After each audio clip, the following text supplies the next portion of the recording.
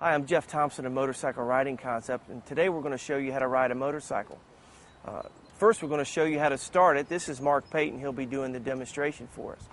Okay, to start this particular motorcycle, he's going to reach up and turn the key to the on position. When he does that, in your speedometer cluster, two lights will illuminate, a green light with an N, which is the neutral light, and a red oil pressure light. He'll reach up with his thumb and turn the kill button to the on position, and then he'll just pull the clutch in. Remember, this particular motorcycle has a safety switch for the clutch.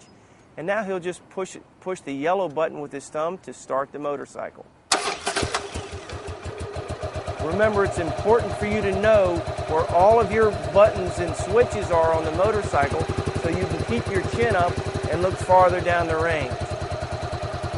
Now that the engine is started, that red oil pressure light should go out.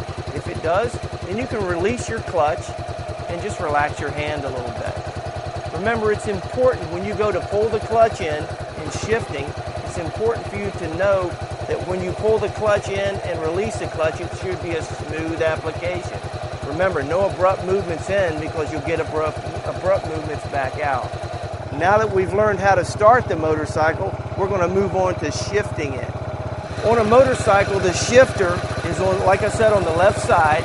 And to shift the motorcycle, try to remember to put your feet on the foot pegs where the balls of your feet are back and just the balls of your feet are on the foot peg itself. That way your foot does not interfere with the shift mechanism.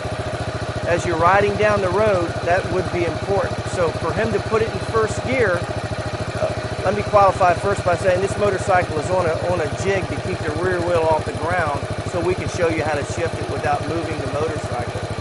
He's going to reach up with his hand and grab the clutch, pull the clutch in, depress it all the way, and then just push the shifter down one click into first gear. Unlike your car where you have a standard H shift pattern, a motorcycle pattern is all linear.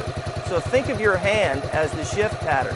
First gear is all the way down, neutral is in between first and second, then you have second gear, third gear, fourth gear, and fifth gear. So he's already shifted it into first gear. He's going to ease the clutch out, give it a little bit of gas, and the rear wheel now should be turning. And it is. As he rides down the road, he'll pull the clutch in, put his toe underneath the shifter, and bring it all the way up into second gear. Let the clutch back out, and now he's riding in second gear. Now he's going to shift to third gear by doing the same thing. He's going to pull the clutch in, bring the shifter up to third gear, and ease the clutch out into third gear. And he's riding down the road just like he would. For this demonstration, we're not going to go any higher than third gear. Now, to downshift, he does everything in opposite. He pulls the clutch in, pushes the shifter down into second gear, and he eases the clutch back out. And now he's in second gear. Now he's going to pull the clutch in, shift down to first gear, and come to a stop. This is the only time, really, that we want you to look down at the gauge. He can look down at the gauge and just lift his toe up in between first and second where the green neutral light comes back on.